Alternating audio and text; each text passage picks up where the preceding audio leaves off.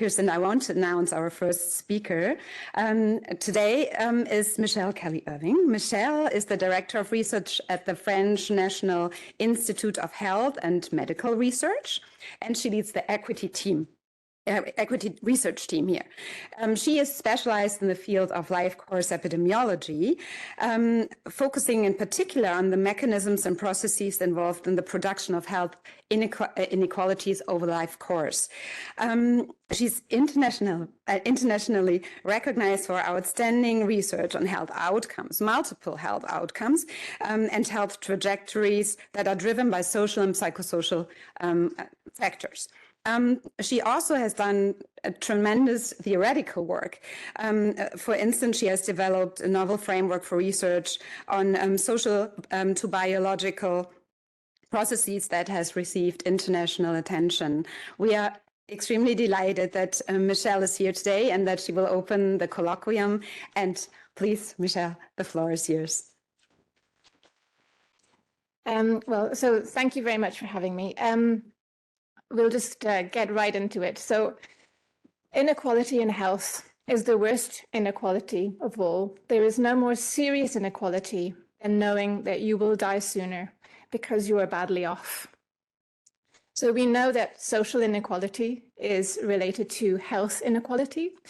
And we are going to today go through some of the evidence on this pervasive and ubiquitous phenomenon that we see across countries and over time. So I will go through some of the evidence on this, and then we will start asking why. Why do we see this? What's happening? What are the mechanisms involved that might help us understand better what to do about it, how to act upon this social inequality which causes so much suffering. So I'll give you some examples, and then we'll dig into the more mechanistic side of things. So here we have an example from India. We're just looking at, on the x-axis, some categories of the caste system in India, which is a social status system. Now, it's an explicit system in the Indian context, but actually it's a system that I think exists in many countries implicitly, this idea of privilege and of social status. And what we see in this example is that life expectancy in India is related to these indicators. So if you were from a more disadvantaged caste group, if you were Dalit or Adivasi, then you have a lower life expectancy than those from the more privileged or more advantaged groups. And this is true for men and women. If we take now an example from France, where I work, I've just used the example for men. We see on the x-axis at the bottom income quartile groups, sorry. And we'll see that, first of all, you just see the overall pattern in terms of life expectancy beyond the age of 35 is just really obvious. The more you have, the higher your income, the longer you live. It seems like a pretty basic gradient. But what's interesting here is within each quartile group, we actually see another more subtle gradient operating. So let's just look at the most wealthy people over on the right-hand side, Q4. Well, there we see that based on their educational background, how long they spent in education, we see another 4-year gap between the lowest educated and the highest educated, even among the most wealthy in terms of life expectancy. So there's something going on that education brings that income is operating differently on. If we take an example this time of mortality due to cancer, this is across European countries. And in terms of educational groups. What we see, first of all, is that the black dots are higher than everything else. So we have these lower education groups are more likely to have a higher rate of mortality from different cancers across European countries. But we also see that, first of all, the extent of that relation with mortality is different. And we see that the dynamics across those education groups, depending on the country, are a bit different. So I think this tells us about the pervasiveness of the inequalities, but also their complexities in different countries that we need to unravel and unpick to understand what's going on. And now my last example is to move to childhood a little bit. So these inequalities start early. We have income groups in the different colored bars. This is an example from the Millennium Cohort study in the United Kingdom. And we're looking at different child developmental markers. So the first two on the left are school readiness and vocabulary acquisition. And we can see that children from the higher income groups are really performing better on those developmental outcomes. And then we see the gradient going the other way for the conduct problems and hyperactivity issues, which are more prevalent in the lower income children's groups. So again, family income is affording resources and investments that can be made into these children's lives that are having effects on their development. And of course, this affects children then across the life course into adulthood, into adolescence, and so on. So I think for me now, the body of evidence that we have, and I've only given you some very few examples, is that the social gradient in health is pervasive across populations and over time. And we observe it using many different types of social position or social variables and many different types of health outcomes. It's complex as well. But so in my experience, when I talk about these things, be it to students, be it to groups, multidisciplinary groups such as yourself, or to clinicians, I experienced three main kinds of responses. The first one, here demonstrated with a French politician's shrug, is the kind of, what are you going to do? That's life. You know, we live in unequal societies. It causes these inequalities. What can we do about it? It's kind of resignation a little bit. The second type of response, and here I've taken the example of the Irishman drinking his Guinness and smoking his pipe. As an Irish woman, this was something that my grandfathers did. It's health behaviors, right? The more disadvantaged groups smoke more, they do these things we're not supposed to do, it's worse for our health, so they get sick. Well, that's not entirely wrong. That is true to some extent, but why is that? Why are we seeing some social groups taking up these behaviors more than others? And even when we adjust for these behaviors in our research, it only explains, 30–40% of the social gradient. So there's other stuff going on there too. So it's not enough to stop at health behaviors. And then finally, the one that I actually sometimes struggle with the most is it's a genetic argument. And that one I hear, and I've heard it more recently in the COVID context. So in the COVID context, I don't know if you noticed this in Germany, but I saw again and again when you looked at what was happening in New Zealand, the Maori and Pacific Islander people had more severe illness, higher rates of mortality. The First Nations people in Canada, more severe illness, higher rates of mortality. The same for Americans, Black Americans, the same for other ethnic minorities where we measure those. So is it likely that those people have some sort of genetic susceptibilities, all of them? Or is there something else they have in common? So what do they have in common? Why do we observe these all-pervasive phenomena again and again? It's to do with the social systems of power in our societies. It's to do with the social relations where gender, race, and class come together. And they are so pervasive, and this is just the way we live in human societies, that they're difficult to measure, they're difficult to capture, they're difficult to understand, and we don't even notice them because it's literally, the water we're swimming in day to day. But these phenomena, these social systems of power, these social relations of power, they affect our preferences, our behaviors, our activities. They affect what jobs we get. And these things themselves then affect literally our bodies. That goes into our bodies and affects what's happening internally, which is related to our health. So I'm moving you towards these social to biological processes that I like to work on. when we observe all these different social variables again and again, affecting different pathological processes that are seemingly quite different, the question we can ask is, what's the common soil between these different pathological processes? And in fact, increasingly, there's evidence that at a molecular level, they are related, and that there are biological connections between these things. So we come to the idea of embodiment. Now, I base a lot of what I do today on work that was done by Nancy Krieger, who's still working away on this topic in the United States.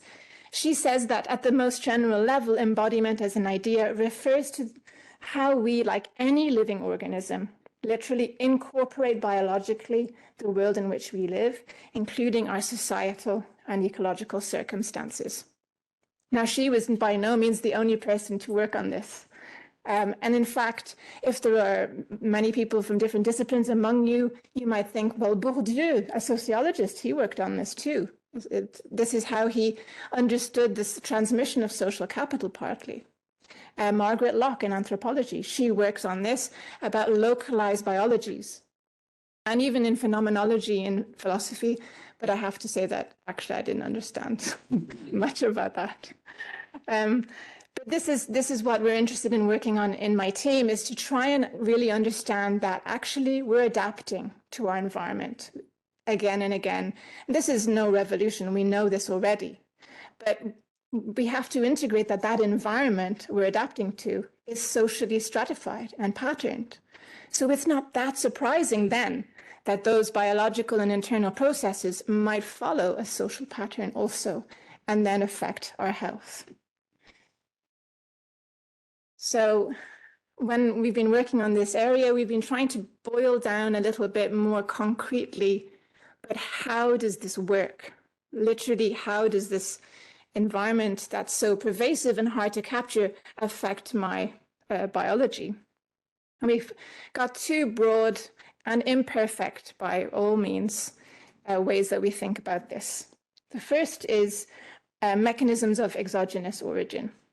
This is kind of easy when you think about it. It's really about the fact that this socially stratified environment we're living in, it places us in neighborhoods and in jobs and so on that affect what we're breathing in, what we're ingesting. So if you're living in a neighborhood that's highly polluted, maybe you're living near a big road or something like that, then you're going to be literally breathing in pollutants, and that will affect your health. If you're living in a certain family with sociocultural background, then you're going to maybe ingest certain foods more than others, or maybe you can't afford all types of foods, and that will affect what goes into your body. So some examples of these types of processes. Here's an example using lung function as an indicator, which provides some evidence about past exogenous factors that affected lung development and lung respiratory health. And what we can see is that in both men and women, people with a lower educational level, with more disadvantaged educational level, and lower or more disadvantaged occupational position, in both cases, have a greater number of years of function lost in terms of lung function. Now, if you take another example, which we are unfortunately all more familiar with, this is taking an example using the SARS-CoV-2 virus, and this is in France. The numbers at the bottom are quintiles of social disadvantaged neighborhoods in France, with Q5 being the most disadvantaged type of neighborhood in France. And so here we see on the left-hand side that the incidence of infection with the virus was much higher in these more disadvantaged neighborhoods in France. In the middle panel, we can see that positivity rates were also much higher in this group. And then all the way over here on the right-hand side, we see that testing rates in those groups were much lower in those neighborhoods. Either they couldn't get tested or they were working, and there were a lot of reasons why people in that type of neighborhood weren't being tested. But we know that despite not being tested as much, their rates and their incidence was much higher. This is nothing new. I'm sure that you have seen similar things in your work. So the second set of mechanisms, which I'll spend a little bit more time on, because I think this is the real insidious, kind of sneaky way in which the environment gets under our skin. It's mechanisms of endogenous origin. Now, what does that mean?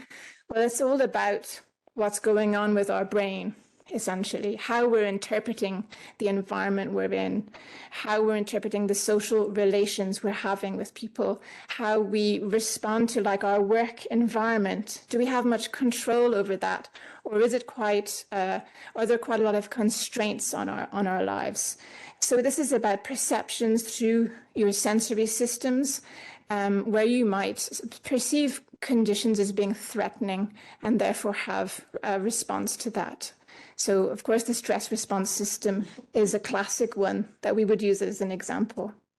And we know that the burden of these, what seemingly are small stressors, but actually cumulatively they build up and they chronically affect people in more disadvantaged social situations a lot more. And over time, they have a wear and tear effect on our bodies. If we're constantly in overdrive and responding to the environment as though there was, a tiger about to attack us, except there's no tiger, it's because we're tired and the landlord won't respond to the mold in the living room, and my grandmother's unwell and I have to fix that, and all these types of stressors building up.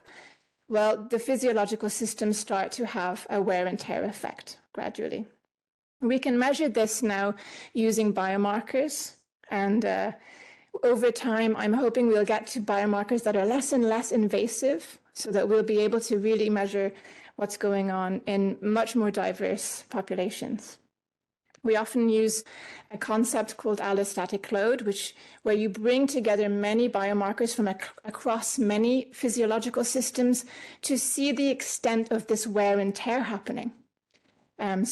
When you look at something like allostatic load, you can see that it has, yet again, our old friend, the social gradient, okay? So we can see that even using socioeconomic disadvantage score from childhood, children who have accumulated socioeconomic disadvantage have more wear and tear. They have a higher level of allostatic load, which puts them at risk for illness and disease. And as you go through life and you accumulate these disadvantages, you see that the gradient steepens. So this is having an effect on people's physiological response. In our team, we try to examine a little bit what the pathways might be for this type of phenomena. To what extent is it direct? And to what extent are we looking at pathways that actually might operate through behaviors, for example? So we looked at, in a cohort study, how early life disadvantage might affect your allostatic load when you were middle-aged. I'm saying 40, 45 is middle-aged. I hope that's not offending anyone. That's putting me in there also, by the way. We found that there are multiple pathways. There are health behavior ones, or ones linked to nutrition. So BMI seems to be partly explaining what's happening between low maternal education, that kind of disadvantaged environment in early life, and higher allostatic load. And then we see also other social pathways that are probably quite interesting to dig into if we're to understand maybe how we could act on these things. So some of the social pathways are in blue there underneath. Now, the work on allostatic load also in the United States brings us to the sort of historical disadvantage question. And this is a paper that came out quite recently, and I thought it was interesting because we can see just the pattern of allostatic load in Black and white Americans on this distribution. So you can just see very clearly, first of all, that white Americans tend to be on the lower end of allostatic load, so their wear and tear is not as high or as bad as the Black Americans, who pull towards the right-hand side of the distribution. But when these researchers then looked into creating a variable that captured the historical Jim Crow laws about education in the United States in the past, and about basically the apartheid that was there for Black Americans and white Americans in terms of education and what they were allowed to do in terms of going to school. They explained that gap. So I think, again, this is an interesting thing where we can see that these social systems of disadvantage, even historically speaking, are really embodied and can last for decades and a long time. So moving a little bit towards the idea of intersectionality, which is often, so this is the crossing over of categories of disadvantage. So how does class and race and gender, how do they work and operate simultaneously to create another form of disadvantage? This can be a challenge in quantitative research to do this, but there are some ways now. We can use techniques of causal inference and so on. So this is from a colleague of mine who took one example where she tried to unpick sex effects and gender effects in terms of biomarkers. So when we see male and female differences in allostatic load, to what extent is it explained by sort of chromosomal genetic differences, and to what extent could it actually be social? And I think this is a promising area for working on unraveling and unpicking these intersectional questions that are increasingly important. We know as well, this is just evidence in case you were wondering, that these multi-system biomarkers that we use, they are related to health and disease. So this is showing that the biological health and disease, the biological health measure that we use, which was a bit like allostatic load in this study, it was related to all-cause mortality, to cause-specific mortality, and to incidence of disease in the UK Biobank. Now, allostatic load is this kind of idea of bringing biomarkers all together, but one of them stood out when we started unpicking what was going on in the mechanisms, and that was the the inflammatory system, inflammation. And again, in aging research, you'll really find a lot of evidence now on what they call inflammaging. So something's going on with the inflammation system, which seems to be really good at picking up social factors, social disadvantage. It's a strong signal.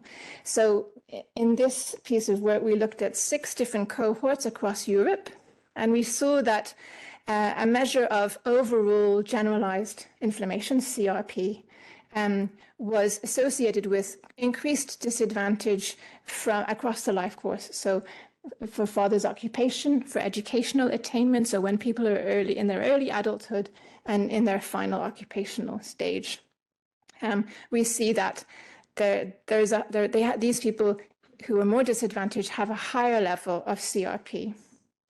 Now, CRP, C-reactive protein, is very good at capturing this social environment, and fibrinogen is another one that captures it quite well, but not all inflammatory markers do this. So there are also complexities as to what's going on with the inflammatory processes. But we have seen it across biological layers. So there is evidence once you dig into the systems, and I won't be able to explain this very well because I'm not a biologist, but my colleague Rafael Castaño found evidence of this at the transcriptomic and the epigenetic level as well. But then we have to think about timing. And I think this is where we maybe don't have enough research, is moving earlier in the life course to see when do these processes start to actually unravel and fan out in terms of these social factors and these socioeconomic factors. This evidence here is from Porto, from a cohort study of teenagers in Porto. And here you see that the social position of mothers and fathers, so fathers with more disadvantaged, so lower level of education, same for mothers, and more disadvantaged occupation, same for mothers. The children from those families had higher levels of CRP from teenage years. So I think, yes, it was 13 and 17. And if I'm not mistaken, I think my colleagues in Porto have now found this in their early childhood cohort as well. So it seems to start early, this response, this physiological response to your environment. But how early and like what's going on really remains to be unraveled in more detail. So I think to sum up this part about embodiment processes, about what we're doing, what we see on the outside, and this is perhaps the places where we're more likely to be able to do something, to actually afford action, is the social structural environment that we live in affects these certain types of social variables, mechanisms that work through material factors, the kind of housing you live in, psychosocial factors, the relationships you have, and behavioral factors, which work towards these different mechanisms I just explained. But then we can go beneath the skin, and this is perhaps where we have less of a margin of action. The action really probably comes above. And here we see that when we go beneath the skin, we can see that these external factors have an effect on physiological wear and tear, inflammation, epigenetic aging, lung function, and many of the things that we spoke about.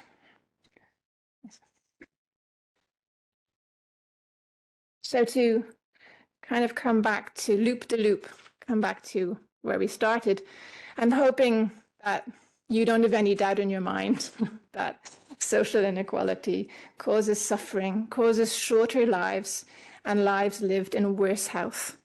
I think the evidence is pretty overwhelming for that.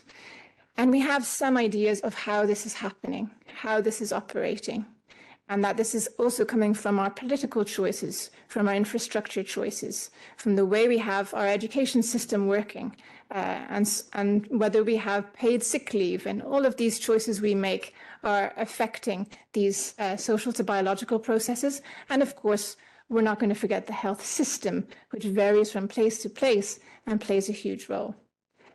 But beyond the evidence under the skin that I mentioned, I think there is just a moral imperative that we have to do something about social inequality, even if we didn't have any of that mechanistic insight. And now I'm going to come back to the maybe the colloquium from last year for a moment, which was on climate change, because I think we have to tie these things in to the multiple crises going on. We know that these socially disadvantaged groups are more likely to be affected by the consequences of climate change, by the hazards, the catastrophes. They are more likely to be not only affected by them, but unable to do much about them. And in fact get pushed into increasing levels of poverty, which we know affect health. So there's sort of several burdens of problems going on there that we need to target, so reducing and alleviating social inequality to deal with. We know that the policy response might actually sometimes aggravate the inequalities. So this is an example from the FEMA response, the Federal Emergency Management Agency in the United States, which sends funding into areas that have been affected by catastrophe, like Hurricane Katrina, for example. But we know that if you were a well-off white American and you receive the aid, it pretty much helps you increase your wealth over time. But if you are more disadvantaged Black American, actually it plunges you further into poverty. So when we're thinking about the policies we're putting in place, we have to think through their ultimate effect, and are they actually doing what we hope them to do? We know that these disadvantaged households that we're speaking of spend more of their income on things like energy products and have fewer means to do anything about them. And I've used a photo here of the Gilets jaunes in France. I don't know if you heard about that. They were people who were protesting a lot before the pandemic, but also during the pandemic. And the thing that kicked it off in France was when the government tried to bring in tax at the petrol pump. So they wanted to do something about climate change, try and prevent people from using, emissions from cars, which makes sense. But by taxing people at the petrol pump, the more disadvantaged people can't go to work. They can't feed themselves. So putting the policy at that individual level, affecting the individual, is often pointed to as a way in which actually you can end up exacerbating inequalities. So you usually need to move up and away from affecting the individuals. And in climate, be it in climate or in health, we have to think about these policies and their effects. So when we're linking the problem of social inequality, health, and climate together, well, what's the state of affairs at the moment with the literature and the research being done?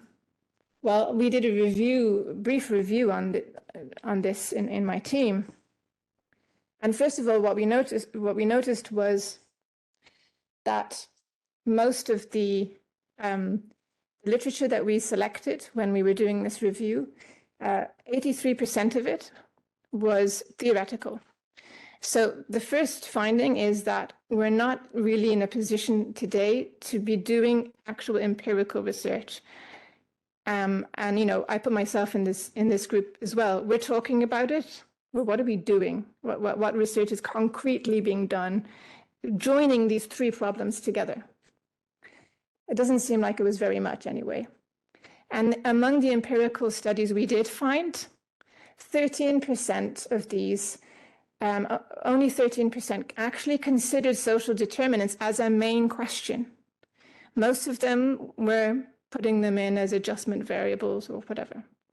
So the social inequality question in relation to climate and in relation to health, and actually that triad, is completely insufficient today.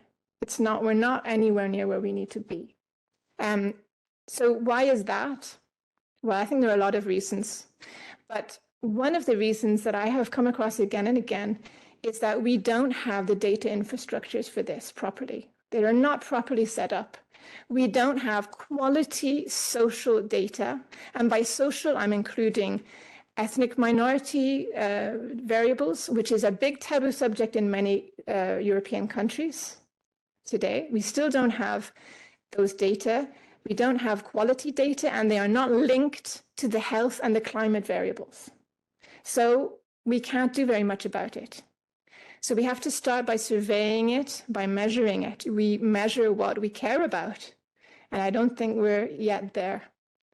And this is something that probably we can make some progress with, actually, so that we can track what's happening over time and actually start getting our teeth into what we need to do. So that's one area where I think we can probably improve. So I suppose my plea at the end of my talk is, I just mentioned data infrastructures, but of course we need to really think about things beyond quantitative measures. We need to dig into multidisciplinary approaches. We need to work together. We need to learn each other's disciplinary languages and traditions. We cannot remain on that old pyramid of evidence that we were all, or if you were from epidemiology, taught that basically we're going to try and squeeze everything into a randomized controlled trial model, even if it's observational data. That is perhaps something we should rethink. We should consider different methods, working with people from different areas so that we can understand the mechanisms, but actually then perform interventional research that will really give us some answers as to actions, and embrace the complexity, because what works in one place may well not work somewhere else. So we will never have a magic bullet to this constantly changing system, but we do need to understand what's changing over time, when is it happening, and keep an eye on this as an important topic in all policies. So that's it from me. I hope it wasn't too brief. Thank you.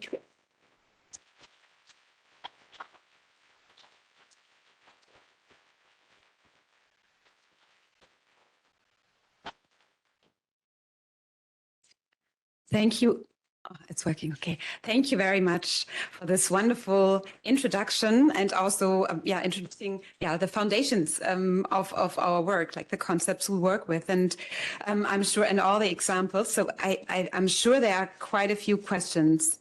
Who wants to go first? That's the one.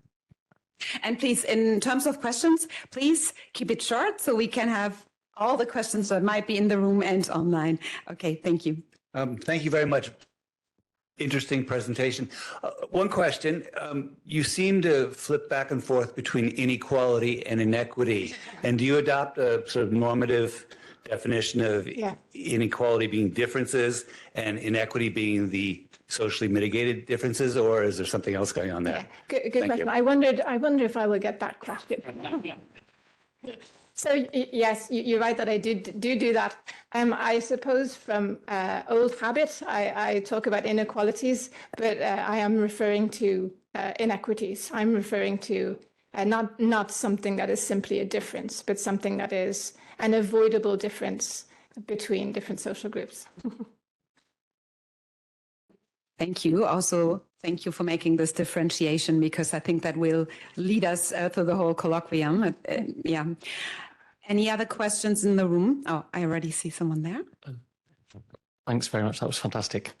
The slide where you talked about this FEMA and the long-term effect and how it was actually disadvantageous. I'm thinking COVID-19 in the UK, governments responded in certain ways. And if you look at actually how the resources went, they tended to have that very inequitable impact. So COVID-19, big, massive sort of social, a natural experiment. Are there people working on that as a natural experiment, a year or two? Kids are locked away in a room, others in a huge house, some getting loads of money from the government, others not. It sounds like a fantastic opportunity for a natural experiment. Yeah, you're right. I mean, we will be able to learn lessons from it. I think one example of that is it will be able to compare the policy response across countries. One example in the UK that was quite different to France was to do with schools, for example. So schools closed down for a lot longer than they did in France. After the first lockdown in France, it was more or less an implicit, non-expressed decision to keep them open no matter what. And I do think that will probably have had effect on inequalities into the future. So there will be, of course, the difficulty of making those comparisons across countries and what they mean. So yes, it will be an interesting experiment, and I think we do need to also get the data infrastructure in there to be able to do it accurately. Thank you. I also, while we wait for someone else to raise their hands, want to encourage the online participants. 200 people are joining us right now online already. To also please write your questions into the chat. Are there any other questions from the audience here? I think you go first. You go first and then next year. Okay. Thank you a lot. I had a question to one study you presented, the policy response or the response towards catastrophes, like climate catastrophes. Is there any explanation or mechanism why money given to people who really needed it, like to build up homes or something again, that it has like a different Well, in that paper that I mentioned, what the authors unpick in it is just not my area at all. So I'll just tell you what I understood from the paper. It was that a lot of it was down to home ownership, and that the more advantaged people own their homes and are able to use the funding coming into differently compared to the people who were renters and who just have to move away and then lose their jobs because they've moved away. So it kind of is a snowball effect, and it seemed to center maybe on home ownership. So it's the kind of thing, as you say, like you have the structural problem, and then you have like the maybe more specific area that is the root cause of the problem. And this is why it's so tricky to be a person researching policy action. Yeah. There was one question over there, and then next. Maybe a quick one. My name is Yasin Chalko. I'm a public health physician from Canada. And reflecting today's National Indigenous Day in Canada, I think that some of the reflections here actually bring up more questions. You're talking about the life course approach. I think that we also can see definitely the intergenerational impact and ways of how do we look even beyond the individuals in a life course approach, but in populations and group of populations going further back. I don't know if you have any reflections on that. Thanks. Yeah, well, my first reflection is, thank you for the question. It's especially in populations who have been historically disadvantaged and traumatized in the way you're talking about the First Nations people. It's a key point. And again, this sort of easy answers can be inheritance through genetics or even epigenetics, but it's so much more complex than that. And it's about, cultural disenfranchisement and so on. So I really advocate for mixed methodologies, because quantitatively, already it's a nightmare to just have any time lag where you have confounding, You can just say, oh, well, there's all this other stuff that's confounding it. So I think you have to use different approaches. You have to triangulate. You can use the quantitative approaches, which are maybe from rich cohorts, but also I think you have to go into communities and investigate what's with much more qualitative tools, and be again at the end what I was saying about we can't stick to one method here. So it's not a very great answer, but Thank you. More general. My question is more general. I was just wondering how you Working. methods. Hold on a second, so everyone can hear you.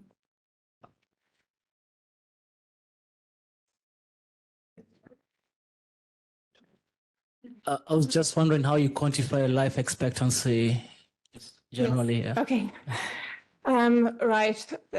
Well, I'm just going to give you a brief answer. So you have to base your work on first mortality statistics, and then you have different ways of quantifying life expectancy based on that. So it depends on whether you're comparing across places or within a country, what reference point you take. So it's a little bit of a statistical question with regards to what you're actually studying, but it will usually, so if you're doing something from across countries, you will use a different approach to within countries. But it's really about using the mortality statistics to tell you something about what would be the expected longevity of a given population. Thank you about that. And I think that Daria will talk about that a little bit also. Yeah, everything. Perfect. There's another question. Hello, does it work? Okay. So I took from your presentation, your kind of central chain of causation is that we have social inequity that leads to embodiment, and for example, through an allostatic load, and that then ultimately turns into public health outcomes. And so my question for you is, what do you see as the greater value by kind of demonstrating this chain of causation? Yeah. Is it more the quantitative ability to now analyze these things and no longer a purely correlative factor? Or is it the expansion of scope from all the people that were like, oh, I don't do social inequity stuff. I only do mathematical rigorous stuff. Now they can actually do this in a quantitative rigorous way. Okay. So the answer to that is both of those things. I come from a social science background where I didn't necessarily see the need to know what was going on inside the body. Seeing that people are dying is sufficient for me. I don't need to. I think that's bad enough, right? So, however, we are, as epidemiologists and as social epidemiologists, the burden of evidence being the one of randomized control trials, our evidence is dismissed. It's dismissed as being observational, as being insufficient, despite the overwhelming evidence for this. So by going into things that are more, more convincing, by applying causal modeling in the most rigorous way possible, we can be convincing to those who require that level of conviction. So that is one answer, and I won't pretend that it's not part of it. But another part of it is the mechanism. So how can we break down what's going on along these chains of causation and figure out where can we break a chain? We cannot just simply say, well, someone's been born into disadvantage, too bad. No, there are things that can be done. There are probably, for example, in the education system, things that could be altered that could affect what happens then as time goes past over the life course. And I say education because in France, where I work, it's through the education system that health inequalities are transmitted generation to generation, right? France has a pretty good redistribution system for income, but it has a terrible redistribution system for education. And how do you do that? And that is a potential way, if we can understand that better, that is a potential place where we could act. At which age, which level of education, what should we be doing? So I think that that is another reason for breaking it down more specifically using these methods. Thank you very much. So there's one question over there, and then we will have a question from the chat, 2 questions from the chat. Okay, but you go ahead first. Thank you very much for the great presentation, and I very much agree with that we need to really measure better what we care about.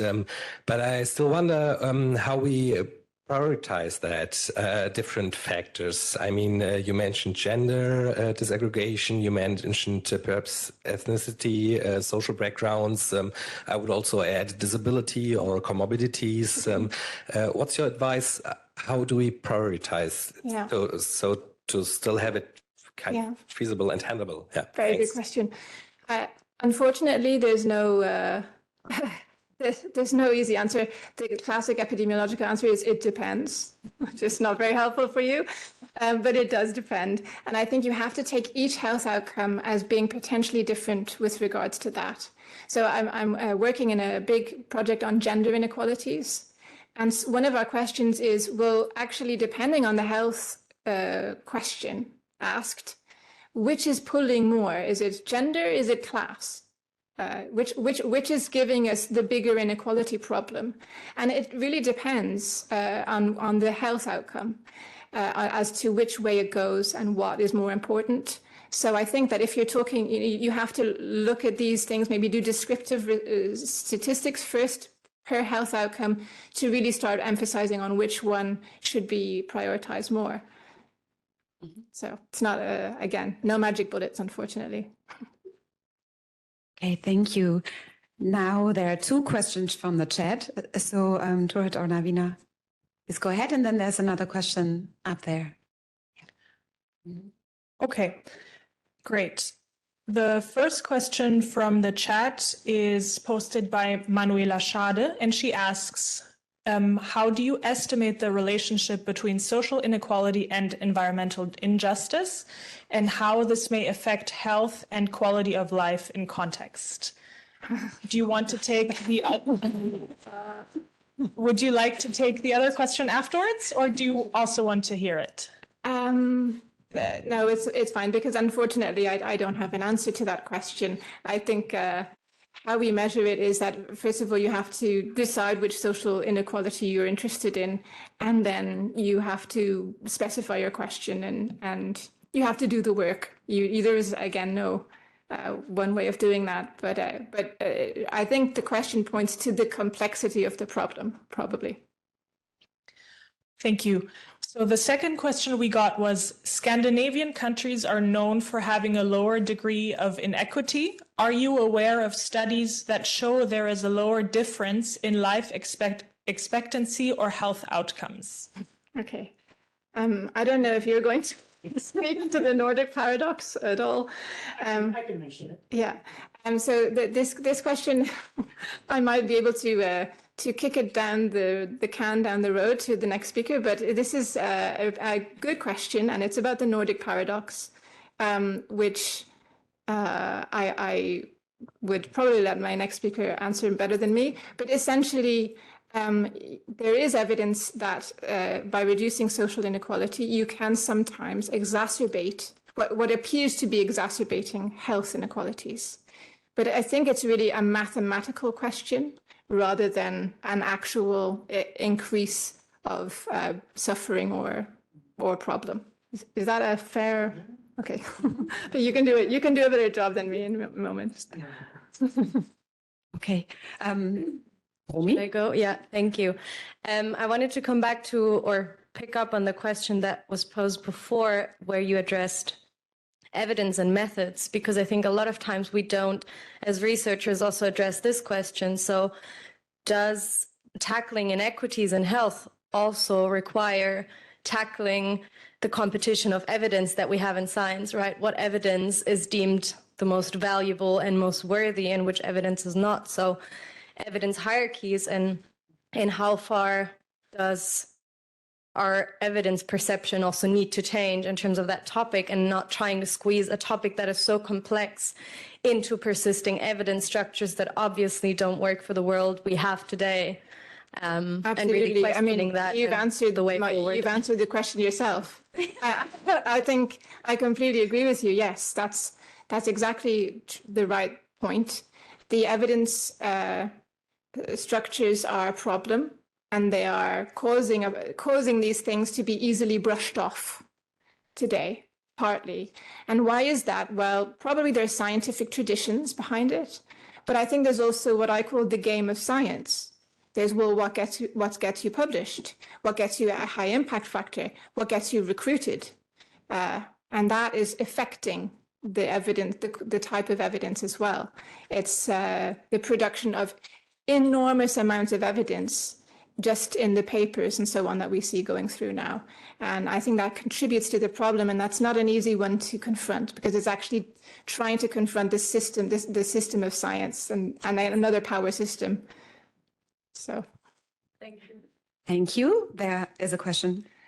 Yes, thank you very much. I have a question relating to the methodology or the concepts in your embodiment concept. To what extent do you see there parallels or overlap to salutogenetic concepts or resilience, be it Antonovsky's or others, with a little bit more an individual approach rather than an epidemiological population-based approach? Yeah, I completely agree. I think that it does hark back to that work,